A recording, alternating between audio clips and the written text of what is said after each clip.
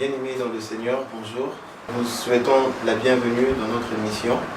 Aujourd'hui, nous recevons pour vous le pasteur Nicolas Kizito Eri, un pasteur chrétien qui nous apporte un thème très important aujourd'hui.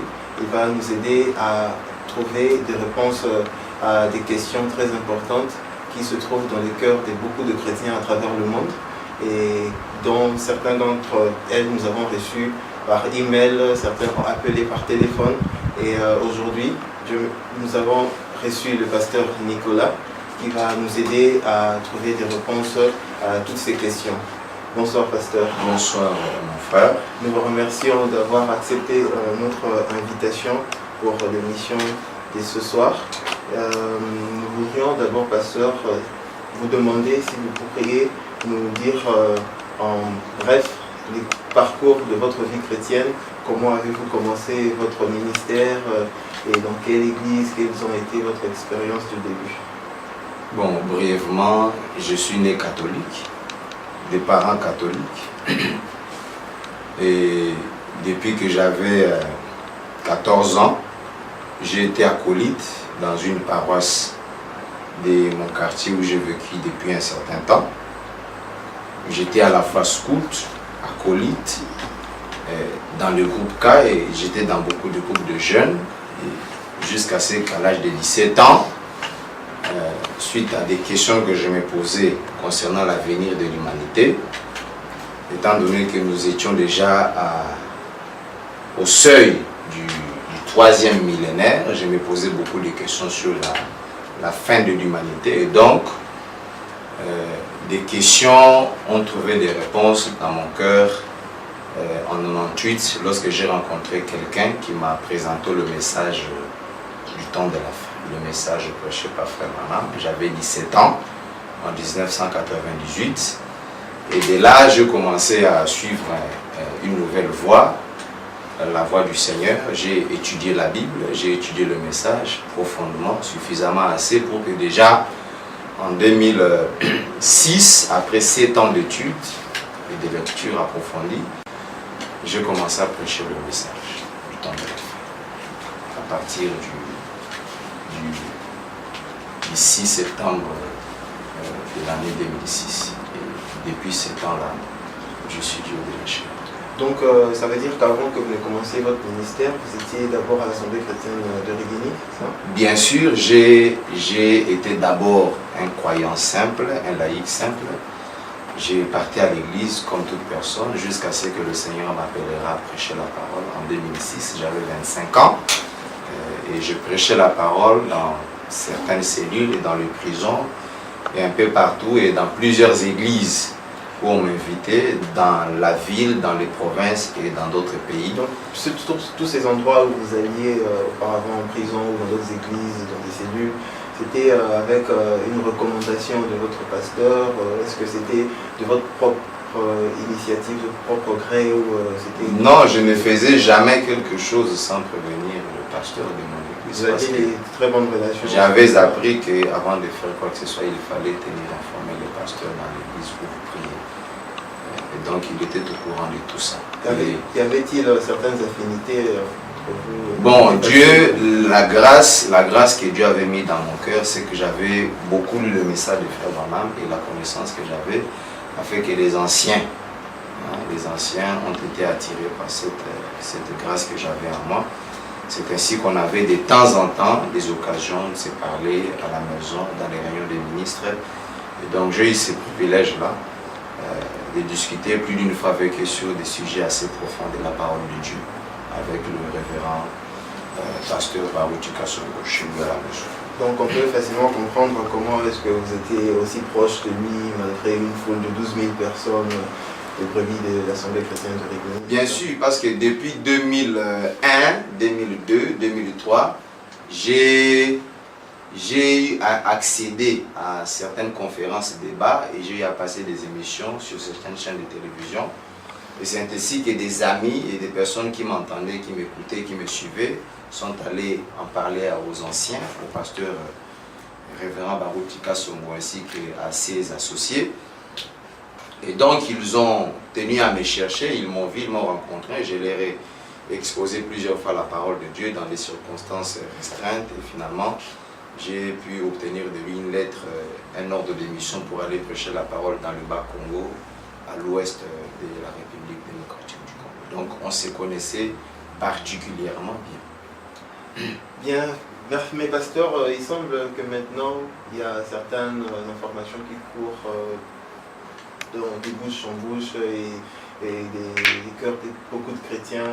Semble-t-il que maintenant vous avez votre propre église et que vous êtes vous-même pasteur, vous êtes vous-même berger. Est-ce que c'est une initiative que vous avez vous-même initiée ou c'est quelque chose que votre pasteur a commencé ou il vous a placé comme étant berger dirigeant? Non. Donc, quand j'ai commencé à prêcher la parole en 2006, donc de 2006 en 2011, j'ai prêché la parole un peu partout. Mais suite à mon voyage de l'Ouest, dans le Bas-Congo et particulièrement dans la ville pétrolière de Mwanda, j'étais à quelques kilomètres seulement de l'embouchure du fleuve Congo, j'ai eu à cœur d'écrire un document, je suis revenu.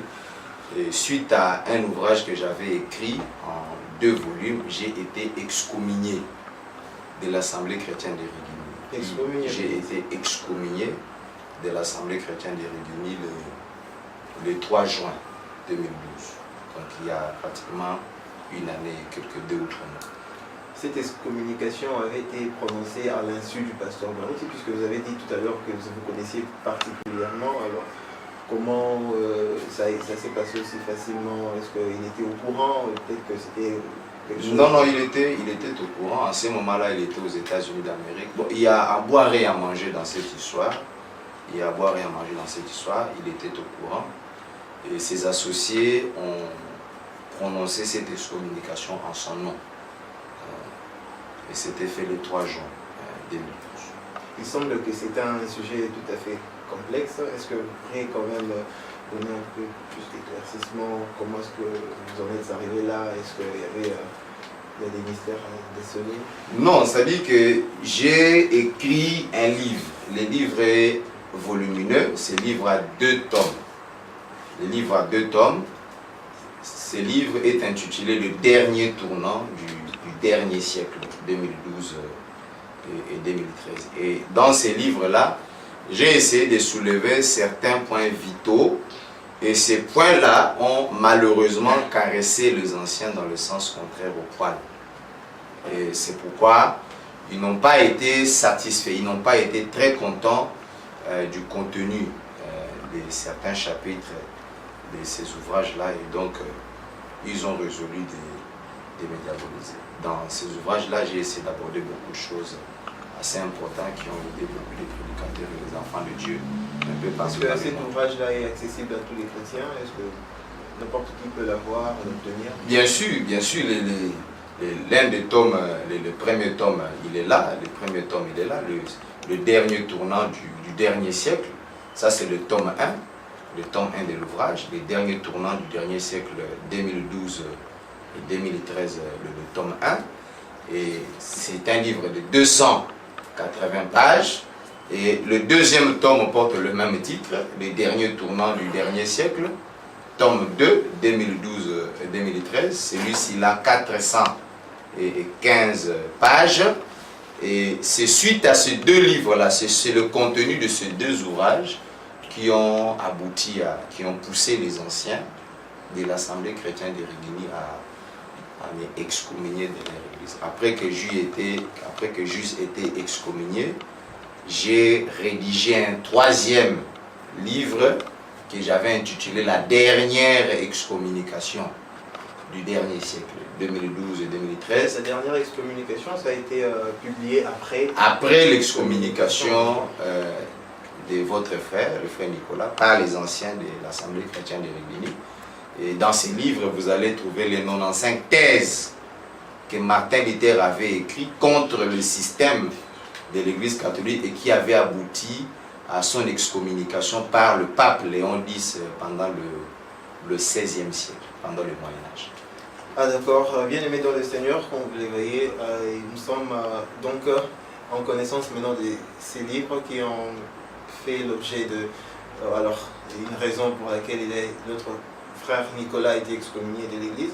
Alors, je suis sûr que tous les frères dans le monde voudraient bien savoir qu'est-ce qu'il y a dans ce livre, qu'est-ce qui a été dit à l'intérieur, est-ce qu'il y a eu des insultes, est-ce qu'il y a eu des calomnies. Alors, d'ailleurs, je reviens sur le pasteur Nicolas.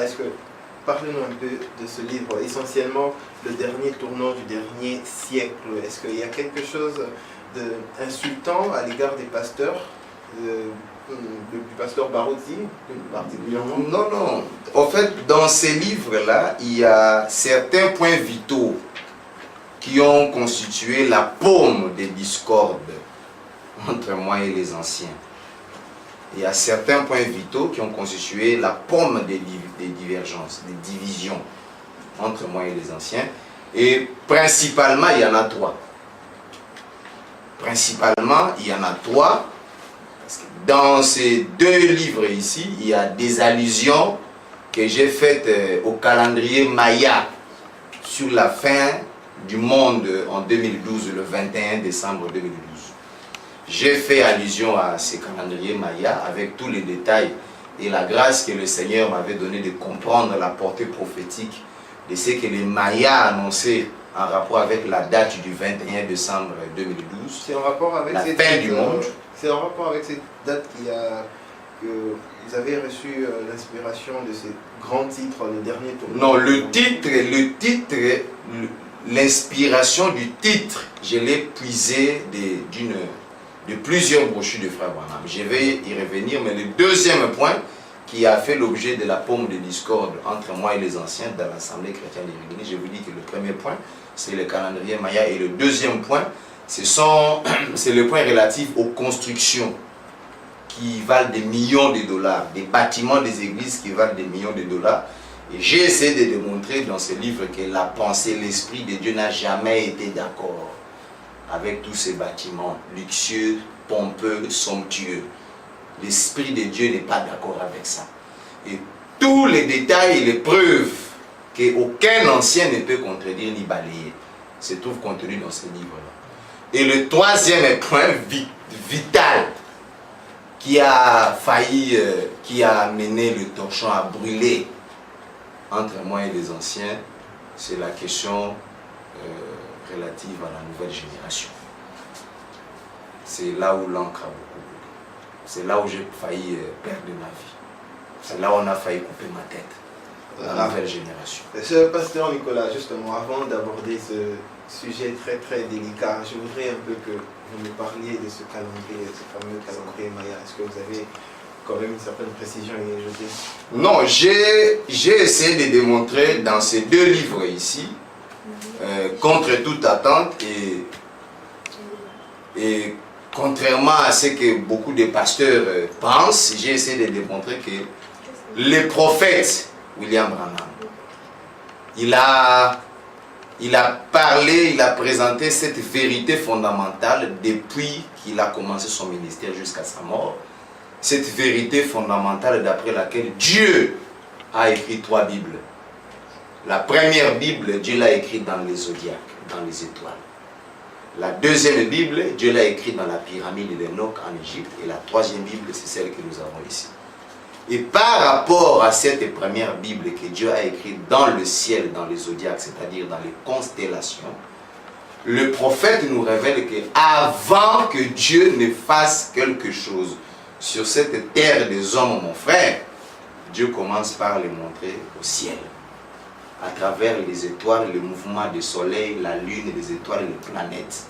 Parce que les planètes, les constellations, les étoiles sont tout un langage de Dieu. C'est pourquoi j'ai essayé, vous allez le voir même au dos du tome 1, j'ai essayé de montrer que les premières personnes qui ont su que le Messie était sur la terre ici des hommes pour racheter l'humanité, ce n'étaient pas des pasteurs, ni des lévites, ni des gens qui travaillaient dans le temple. Mais les premières personnes qui ont su que le grand Messie, le Rédempteur de l'humanité était déjà venu, c'était les mages, les astronomes. Ils venaient de l'Inde. C'était des Indiens. Quand ils sont venus de l'Inde, depuis 2 ans de voyage, Ils observaient 3 étoiles qui étaient en constellation. Arrivés à Bethléem, ils ont posé la question en passant par Jérusalem. Où est le roi des Juifs qui vient de naître? On dit pourquoi? Parce que nous, les mages et les astronomes, nous avons vu son étoile depuis l'Inde, en passant par les Mésopotamies, et nous sommes venus pour l'adorer. La Bible dit que Hérode et tout Jérusalem avec lui furent troublés. Donc, Dieu parle dans les étoiles. Deuxièmement, les premières personnes qui ont su que dans ce 20e siècle, il y a un grand événement qui allait se dérouler dans la deuxième moitié du 20e siècle. Les premières personnes qui ont su cela, ce n'étaient pas des pasteurs. Les premières personnes qui ont su que Dieu devait révéler sa parole, la révélation de cette sceau. En 63, les personnes qui ont découvert ça, c'était toujours les astronomes de l'Inde, les Indiens. J'ai appris que tu as vécu en Inde depuis un certain temps. Ces Indiens-là, ils savaient qu'avant que Dieu ne fasse quelque chose sur la terre ici des hommes, Dieu le montre d'abord au ciel. Le prophète dit qu'il y a eu 5 étoiles, 5 planètes que les Indiens avaient vues en 62, qui devaient former une constellation annonçant que la grande révélation de la parole devait être accordée aux hommes pendant ce temps ici. Voyez-vous? Et c'est comme ça que quelques mois après, Dieu confirma cela lors de l'ouverture de cette sceau. Les astronomes de l'Inde, en 1962, étaient les premières personnes qui avaient su que dans cet âge de la Odyssée, Dieu va révéler sa parole selon le livre de l'Apocalypse. Ils ont annoncé cela en prétendant, d'après leur compréhension des constellations, des étoiles, des planètes, que ce serait la fin du monde et que le monde allait exploser, éclater comme une pastèque. Mais le prophète Branham en a donné l'interprétation correcte. Même à la naissance des frères Branham, le 6 avril 1909, les premières personnes qui étaient au courant qu'un grand prophète est né sur cette terre des hommes, ce n'étaient pas les pasteurs, ni les gens qui allaient dans les églises. C'était d'abord les astronomes, les mages. Parce que avant que Dieu ne fasse quelque chose sur cette terre des hommes, Dieu commence d'abord par annoncer cela au ciel. Les ciels, les étoiles, les planètes, les soleils, la lune, c'est la première Bible que Dieu a écrite. C'est ce que Adam, Seth, Noé, Enoch, tous ces gens-là lisaient avant que Moïse n'écrivit la première Bible en papier telle que nous avons aujourd'hui. C'est pourquoi j'ai soutenu dans le document que j'ai écrit dans ces 2 livres-là que le 21 décembre 2012, le calendrier Maya avait raison par rapport à la date. Mais l'interprétation qu'eux ont donnée à cette date-là, je ne suis pas très d'accord avec ça. Mais je suis persuadé que après le 21 décembre, selon la Bible, le message et toute la nature, il y a un grand changement, une jonction dans la phase prophétique de la marche de l'Église du Christ. C'est ça la vérité. Bien, donc tous ces points que vous énumérez l'un après l'autre sont repris aussi dans le livre. J'ai donné tous les détails. Tous les détails sont dans les 2 livres. Dans le premier tome, aussi bien dans le premier tome que dans le deuxième tome. J'ai démontré tous les grands changements qui sont censés s'opérer sur le plan politique, religieux, économique, scientifique après l'échéance du 21 décembre 2012. Ce n'est pas des spéculations. J'ai des preuves palpables. Ah, d'accord.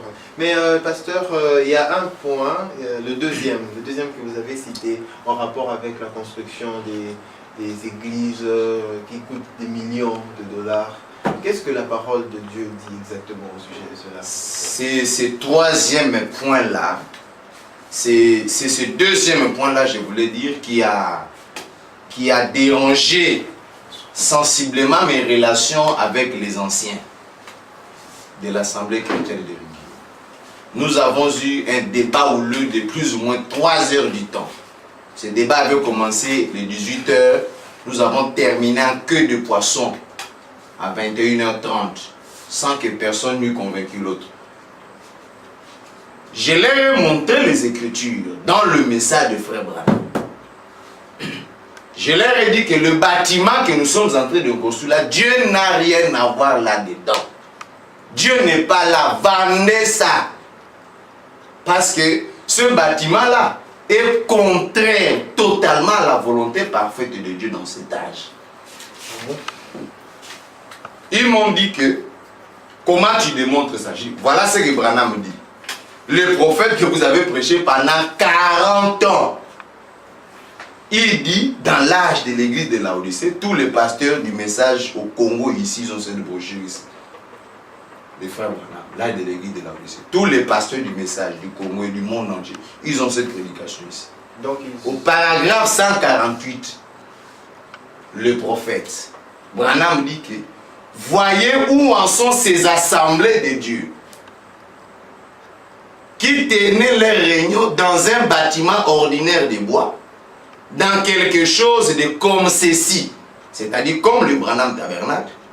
Mais maintenant, ils construisent un bâtiment de 6 millions de dollars et ils disent que Jésus vient bientôt. Vos œuvres prouvent que vous ne les croyez pas. C'est de l'hypocrisie. Ils bâtissent des bâtiments qui valent des millions de dollars et font des choses comme cela tout en disant que Jésus vient bientôt. Et des pauvres missionnaires dans les champs de mission n'ont même pas de chaussures. Des vrais missionnaires qui craignent Dieu sans chaussures. Et vivant de 2 rations de riz par semaine, ils ne mangent que 2 fois la semaine afin de pouvoir apporter l'évangile à travers la jungle et à des endroits du même genre pour l'apporter à leurs frères. Et nous construisons des bâtiments de 6 millions de dollars avec des églises, des grands vitraux et tout le reste. Et nous mettons tout l'argent dans ces choses. Ils ont même tellement d'argent que parfois ils ont des associations de crédit au sein même de leurs églises. J'ai dit aux anciens que cette citation s'adresse directement à nous, l'Assemblée chrétienne d'Iridini. Donc, vendons le bâtiment. Et comment ils ont réagi? Vous avez lu cette citation Ils ont dit, frère Nicolas, cette citation est dangereuse pour l'Église. Si nous laissons ton livre entre les mains des gens et que les enfants de Dieu tombent sur ces déclarations-là de frère Branham, mon fils, Ozolukande rébellion Namboka. Donc, c'est-à-dire qu'ils ont renié carrément cette... Ils ont rejeté les déclarations du frère Branham. Moi, je leur ai dit que si nous rejetons cette déclaration ici, pasteur, nous marchons sur les traces de l'Église catholique romaine. Pourquoi? Parce que dans le 3e sceau, le prophète insiste au paragraphe 299 pasteur, et 300. La prédication précédente, c'était laquelle? L'âge de l'église de Laodicée, c'est prêché en décembre 60. Il parle de cet âge ici. Tu es riche, mais tu es pauvre, misérable avec lui. C'est là où il parle de ça. Et dans le 3e sceau, lorsqu'il révèle le mystère du cavalier sur le cheval de couleur noire, le prophète dit, qu'est-ce que l'antichrist était en train de faire? Il s'emparait des richesses du monde. La balance pesait une mesure de blé pour un denier, 3 mesures d'orge pour un denier. Le cavalier sur le cheval noir, voyez, il dépouillait ses sujets de leur argent. Alors que la Bible l'a prédit, qu'il détient après peu toutes les richesses du monde entier. Comme nous le disions hier soir en parlant de la Russie et tout ça, ils prennent simplement tout l'argent, ils dépouillent les gens. Maintenant, voyez-vous d'où vient cette vieille pratique? Quelle pratique? De faire des collectes d'argent dans l'église. Tenez-vous loin de ce genre de choses. Pour construire une organisation ou quelque chose de grand, de 1 million de dollars par ici. Et vous voyez quelle est la mère de cela. C'est l'église catholique. Je dis au pasteur que non, ce que nous faisons là, je vous dis, c'est le prototype du Vatican. On risque un jour de nous assimiler à l'Assemblée chrétienne de Rome. Et ironie du sort, ce sont les mêmes mots. C'est les mêmes sigles. ACR, Assemblée chrétienne de Rome là-bas, Assemblée chrétienne de l'Église. Je leur ai dit que nous courons un danger. Vendons le bâtiment à l'État comme on l'est. Achetons un autre bâtiment et construisons quelque chose de modeste parce que nous croyons à la venue du Seigneur. Ça, c'est de l'hypocrisie. Tout ce que nous faisons ici, c'est de l'hypocrisie. Ils m'ont rejeté et ça n'a pas marché et j'ai plié mes bagages. Nous sommes rentrés à la maison et ça n'a pas marché. Alors, Pasteur Nicolas, c'est vraiment quelque chose de très délicat. Évidemment, chers frères et sœurs partout dans le monde, puisque vous nous suivez maintenant, nous allons petit à petit vers la fin de notre interview. Mais nous vous recommandons, chers chrétiens, de prendre d'entrée vous-même en possession de ce livre pour comprendre avec beaucoup plus de détails qu'est-ce qui est dit à l'intérieur. Parce que vous-même, vous voyez, il n'y a pas seulement ça comme point, il y a 3 points tels que les pasteurs Nicolas les a cités bien avant. Il y a en rapport avec les calendriers mayas, il y a aussi un rapport avec les constructions des églises qui valent des millions de dollars. Mais il y a aussi un 3e point d'ailleurs, pasteur, qui me revient à l'esprit maintenant. C'est aussi, ça fait preuve aussi de beaucoup de questions. Il s'agit d'une partie de ce que vous avez dit dans votre livre. Je pense que c'est le 2e tome, voilà, c'est celui-là, à la page 26 de votre 2e tome. C'est le dernier tournant du siècle. C'est écrit en 2012-2013, c'est le titre de ce livre. À la page 26, vous dites « L'ancienne génération, celle formée de tous ceux qui ont servi le Seigneur durant les 40 dernières années, devront littéralement céder la place à cette génération montante. » Oui. Ah, pasteur, dites-nous, que vouliez-vous dire par là? Oh, je vais dire par là que il y a une nouvelle génération dont je crois la montée à partir de cette année 2013. Je crois en la montée de la 3e et la dernière génération avant l'anéantissement total du monde entier.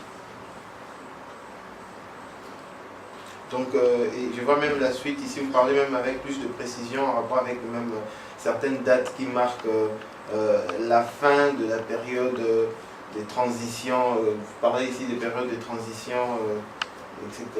Non, parce que dans mes livres, j'essaie de montrer que depuis que le grand prophète William Branham a déclenché les réveils à partir de ce que Dieu lui avait dit au bord de la rivière Ohio, le 11 juin 1933, il n'avait que 24 ans.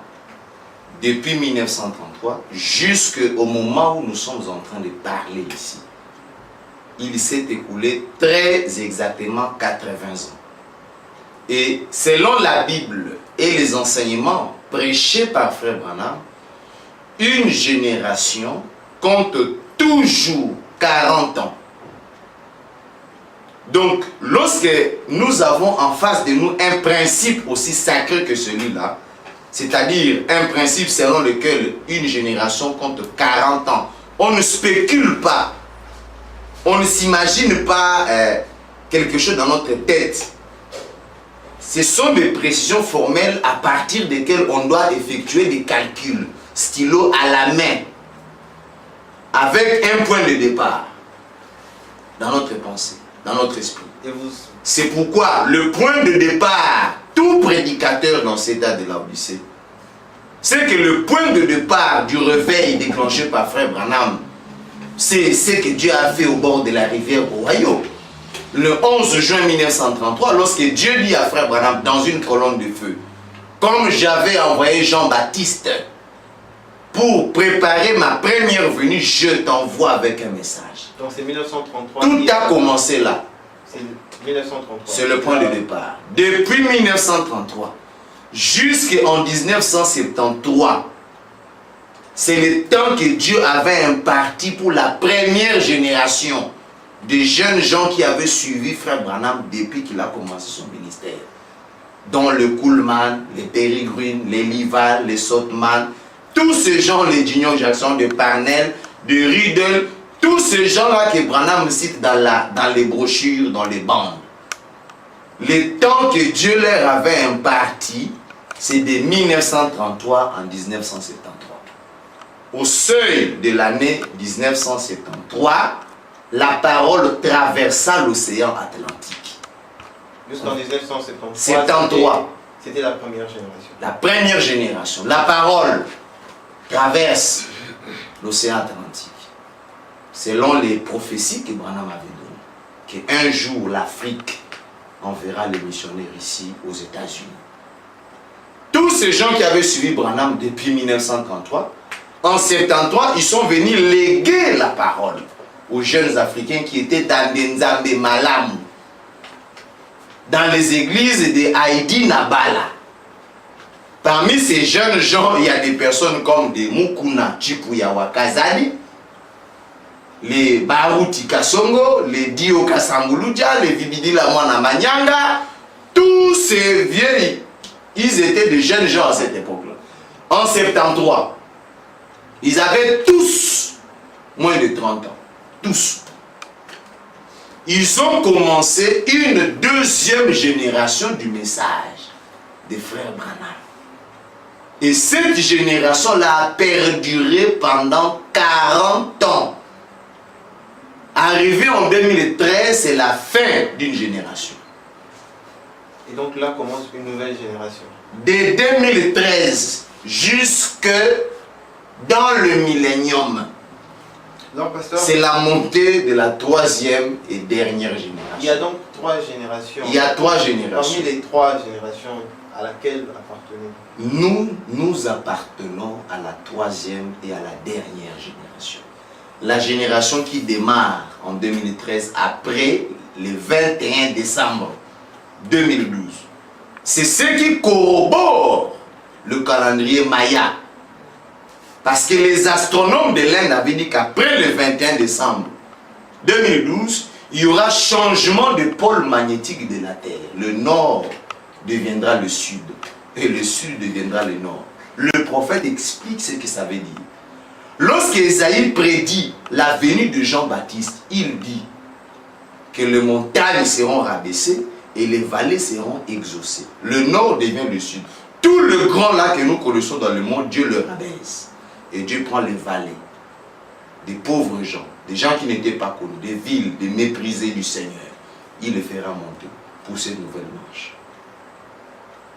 Mais maintenant que vous dites que vous appartenez à la troisième génération et que c'est là la deuxième génération, je veux dire, doit céder la place à la nouvelle génération, qui est aujourd'hui la troisième génération, justement à laquelle vous appartenez. Quel sera le sort des générations passées, la première, la deuxième? Ils vont mourir, quel leur adviendra-t-il? Ils seront comme Saoul. Voyez-vous? La Bible dit ceci. Saoul régna pendant 40 ans en Israël. Lorsque son temps de règne était terminé, parce que selon la Bible, on ne règne pas pendant plus de 40 ans. Le temps imparti pour le règne d'un roi, selon la Bible, c'est 40 ans. Quand on atteint 40 ans, Dieu change des acteurs. C'est ainsi qu'à la 40e année, Dieu oignit David. Mais Saoul continue à livrer des guerres, à livrer des combats comme roi en Israël. Mais Dieu avait déjà rejeté Saoul en lui enlevant l'onction de la royauté. Il a mis cette onction sur David. Mais Saoul occupait encore son trône, comme tous les pasteurs ici. Ils occupent encore leur chair. Mais Dieu les a déjà rejetés. L'onction est sur le jeune David. Mais en ce qui concerne leur âme, il reste quand même des serviteurs. Non, le prophète dit que si vous dites que Saoul est perdu, Dieu va vous juger. Nous ne disons pas qu'ils sont perdus. Nous disons que leur règne, tu vois ça? Et j'ai démontré ça même dans ces livres ici. C'est-à-dire que quand un homme commence à régner à 30 ans, à 70 ans, son règne s'arrête. Et dans le naturel, nous avons vu ça. Quand les Hosni Moubarak ont régné pendant 40 ans, les Kadhafi, les Ben Ali, ils ont voulu forcer le pouvoir.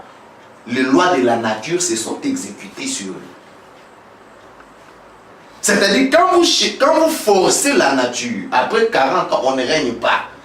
Quand vous forcez la nature, vous forcez le pouvoir, les lois de l'univers vont s'occuper de vous.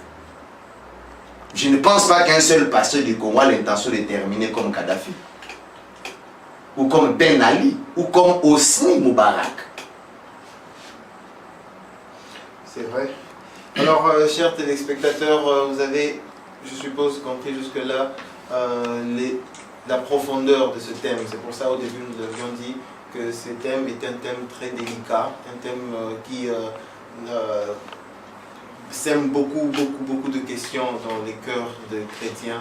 C'est pour ça que je vous ai recommandé cet ouvrage, ces livres qui a été imprimé en 2 tomes, les derniers tournants du dernier siècle. Le tome 1 et le tome 2 sont tous disponibles. Vous pouvez nous écrire à l'adresse qui est affichée sur les bas de votre écran, ou aussi appeler par les numéros qui sont affichés au bas de votre écran. Et pour en savoir plus sur où et comment pouvez-vous acquérir ces deux ouvrages. Mais je voudrais revenir au pasteur Nicolas. Nous avons une question pour vous. Connaissez-vous le frère Joseph Branham? Le frère Joseph Marion Branham, je le connais. Je le connais, pas personnellement, mais je le connais à travers les écrits du frère Branham, la vie du frère Branham. Le frère Joseph, c'est le fils cadet du frère William Marion Branham. Je le connais très bien. Donc vous avez quand même une idée aussi sur son ministère, et spécialement en rapport avec les 3 générations que vous avez énumérées. Vous pensez aussi qu'il appartient à une de ces générations? Je crois pertinemment, je crois personnellement que le frère Joseph Marion Branham a un très grand rôle à jouer dans cette 3e génération ici, la dernière génération, parce qu'il y a des prédictions que le prophète Branham, des prophéties que le prophète Branham avait données sur lui, son fils, quand il était encore bébé, même quand il était encore tout jeune, parce que quand le prophète Branham a connu son accident, le frère Joseph n'avait que 10 ans, il était encore tout jeune, et il est quand même déplorable, et ça il faut le souligner, et de constater que les pasteurs du Congo, de la 2e génération essentiellement,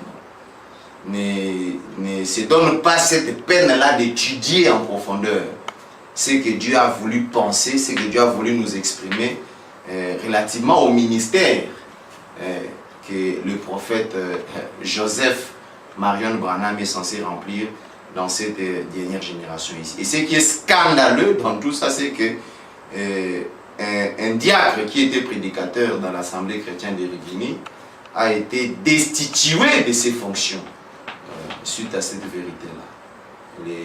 Le frère Martin Lutonadio, il était diacre dans l'Assemblée chrétienne de Rigini. Je n'oublierai jamais cette nuit-là. Il a prêché un message concernant le frère Joseph Branham en lisant une série de citations du frère Branham, en les appuyant sur les saintes écritures de la Bible concernant le frère Joseph Marion Branham, en démontrant que le frère Joseph Branham, c'est la continuité du ministère des frères Branham. Le frère Joseph Branham a la double portion de l'esprit qui était dans le frère Branham, et ça a caressé le pasteur Barouti dans le sens contraire au poil. Est-ce que ces déclarations-là ont été appuyées par les citations du frère Branham? Des citations du message, des brochures de Branham et de la Bible. Et quand est-ce que ça s'est passé à l'Assemblée chrétienne de Rigini? Dans l'Assemblée chrétienne de Rigini, en pleine veillée de Sainte-Seine, et plus ou moins 14 000 personnes étaient ce jour-là. Le frère Martin Lutonadio a prêché un puissant sermon, un message merveilleux, nous étions tous contents. Mais juste quand il descendait de la chair, non seulement il a été blâmé en public pour avoir lu ces citations-là de frère Branham concernant le frère Joseph Branham, le patron de la voix de Dieu dans le monde entier. Non seulement il a été blâmé pour ça, Mais pire que ça, non seulement les responsables de l'Assemblée chrétienne de Riguigny se sont permis de destituer le diacre Martin Lutonadio de ses fonctions de diacre pour avoir lu une série de déclarations prophétiques de frère Branham concernant son fils Joseph Marion Branham, on l'a obligé qu'à la fin de l'année 2011, le 31 décembre 2011, il devait déposer sa lettre de démission du comité de l'église. Il a été excommunié par le pasteur Léonard Baruti Kassouma du comité de l'église. Donc aujourd'hui, il ne fait plus partie de... Parce que il ne fait plus partie du comité. Parce que les responsables de l'église n'ont pas voulu avaler la vérité selon laquelle un successeur de Branham viendrait de quelque part en dehors de l'Assemblée chrétienne de Riguigny. Pourquoi ça? Parce que pendant plus ou moins 30 ans, les responsables, le pasteur Baruti Kassouma, s'était vertueux à faire pénétrer dans le cœur de son peuple que c'est lui la continuité du ministère de frère Branham en Afrique et dans le monde entier. Et lorsque Lutonadio, le diacre, s'est permis de présenter Joseph Branham comme étant le successeur du prophète, non, l'imposture du rôle s'est déclenchée. Il n'a pas pu supporter qu'on présente un autre roi en dehors de lui. C'est là où la guerre a commencé.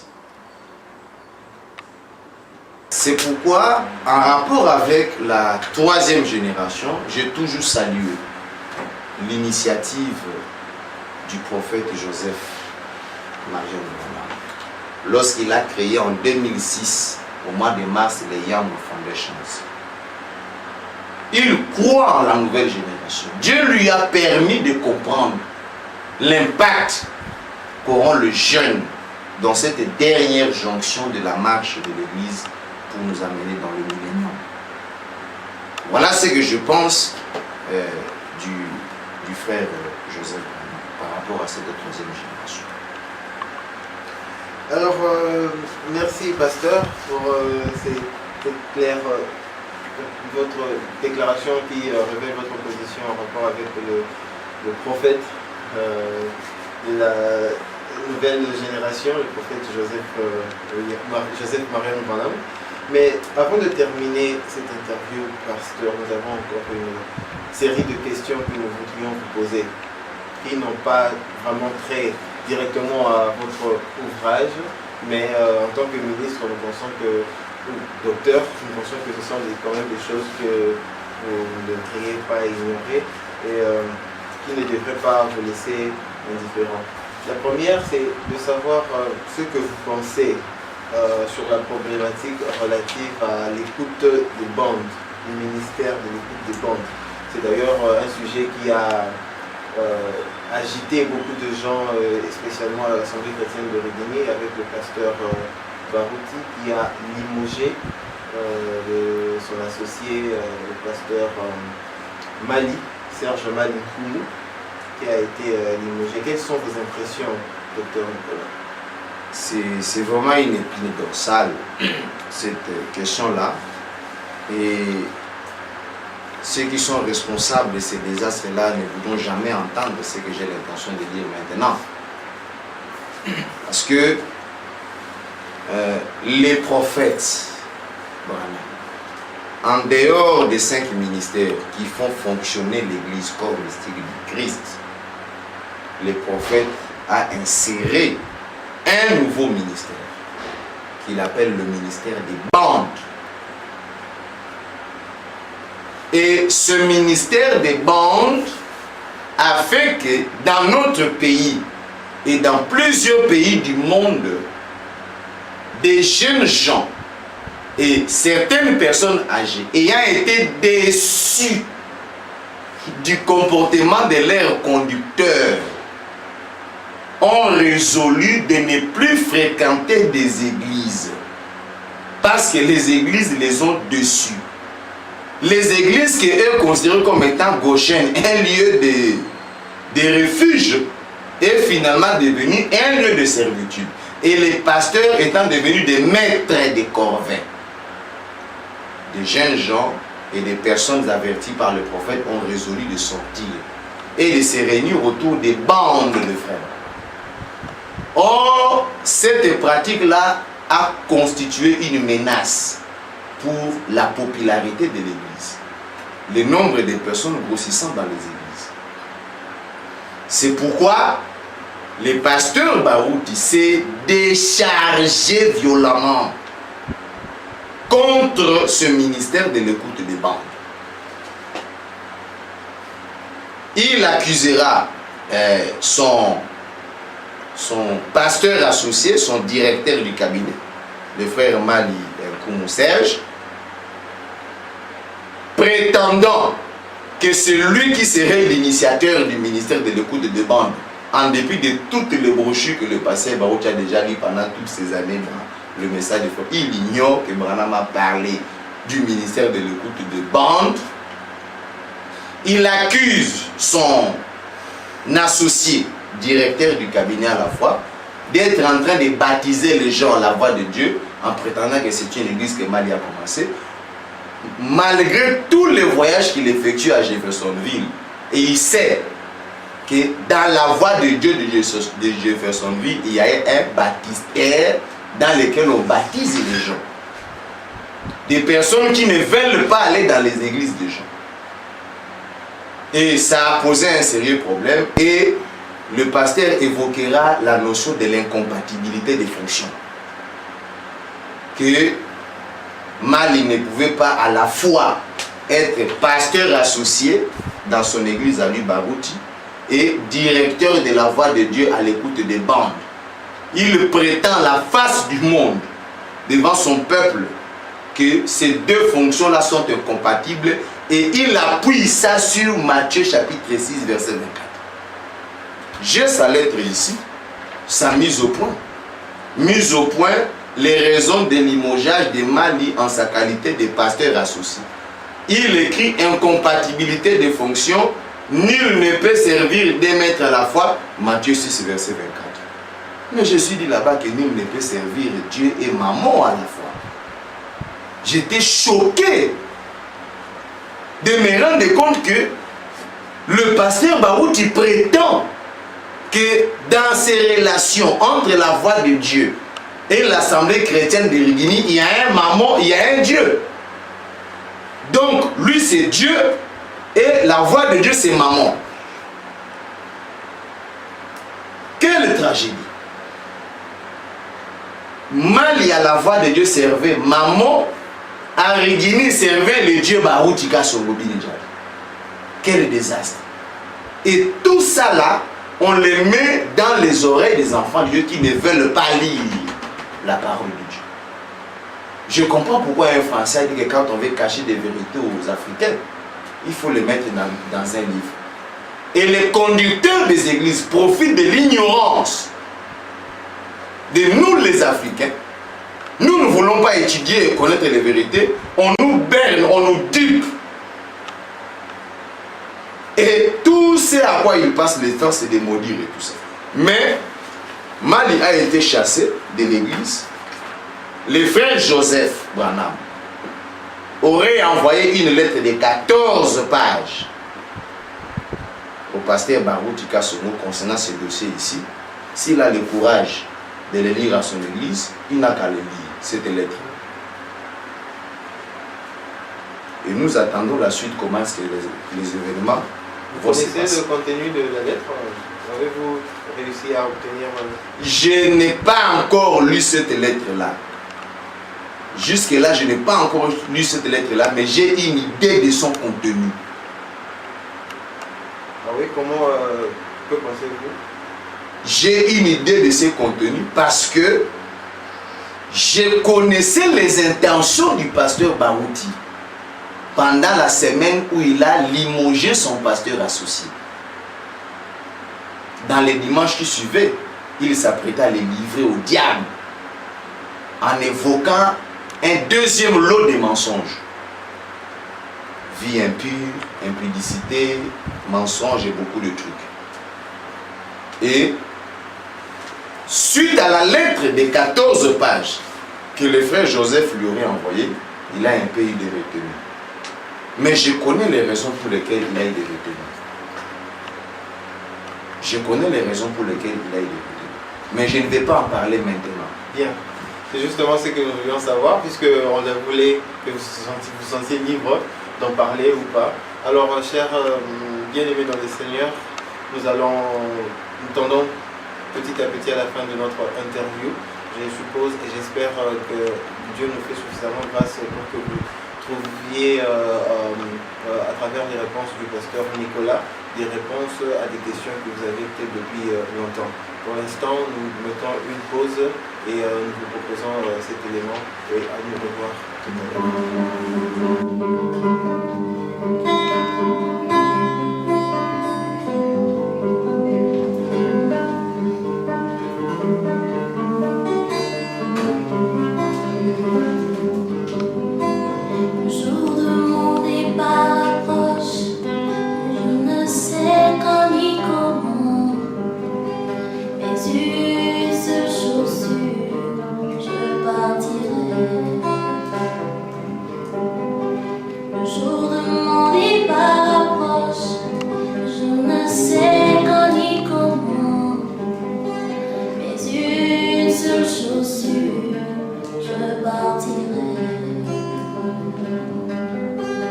J'abandonnerai tout ce qui m'est cher, ma chère épouse, mes enfants que j'entends rester loin.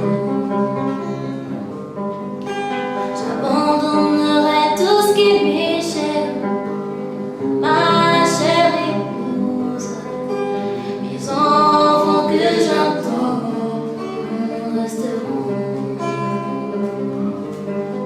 Enveloppé de son corps, la gloire de la Shekinah qui me conduira en sa présence. Enveloppé de son corps, la gloire de la Shekinah qui me conduira en sa présence.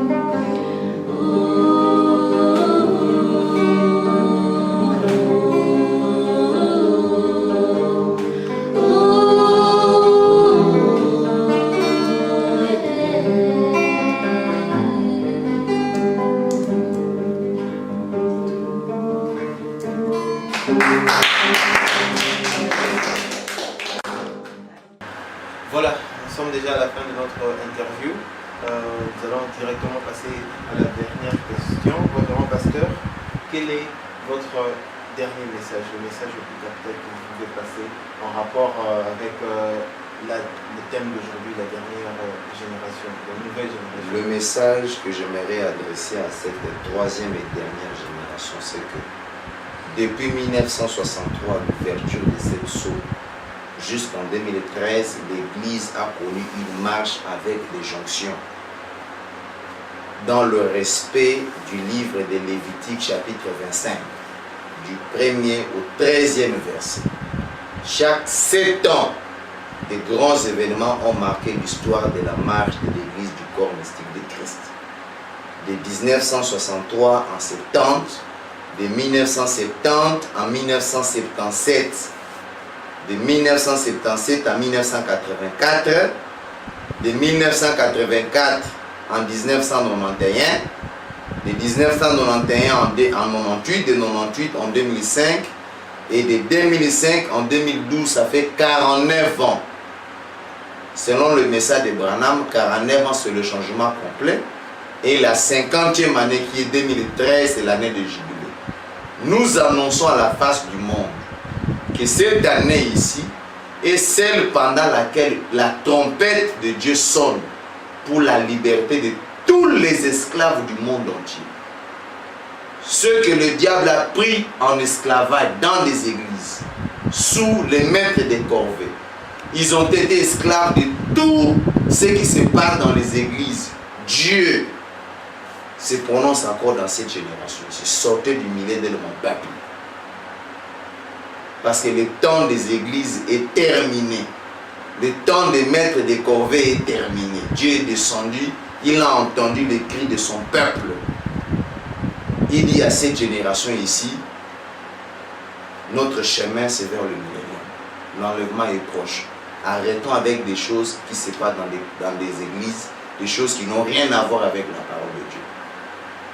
C'est pourquoi nous demandons à tous les enfants de Dieu, lorsque quelque chose ne marche pas dans l'église, tournez le dos à cette église-là et revenez à la parole de Dieu. C'est ça la meilleure solution. Que le Seigneur vous bénisse. Amen. Chers téléspectateurs, chrétiens, croyants du message de Frère Branham,